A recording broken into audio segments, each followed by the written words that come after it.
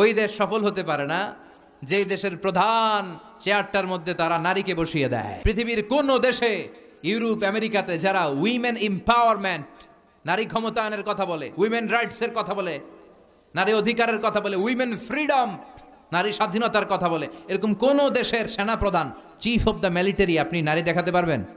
কথা কোন? তার মানে ওরা জাতে মাতাল। তালে নারী স্বাধীনতার কথা বলে, কিন্তু চিফ অফ দ্য মিলিটারি কোন দেশের সেনাপ্রধান নারী নাই। কোন দেশের প্রধান বিচারপতি আমার জানা মতে নারী নাই। আপনাদের জানা থাকলে বলেন। বিসিএস এর জন্য যারা প্রিপারেশন নিচ্ছ, তোমরা বিসিএস ক্যাডার হবা, অনেক সাধারণ জ্ঞান পড়তে হয়। বলো তোমার পুরো সাধারণ জ্ঞানের যত ঝুলি আছে ওখান থেকে পৃথিবীর কোন দেশের প্রধান বিচারপতি নারী আছে? চিফ অফ দ্য মিলিটারি সেনাপ্রধান নারী আছে? তার মানে এটা নারীর কাজ নয়। নারীরা রক্ত দেখলে ভয় পায়, নারীরা শুট করতে ভয় পায়। যুদ্ধ বিগ্রহ সেনাপ্রধানের দায়িত্ব পালন করা এটা নারীদের জন্য নয়।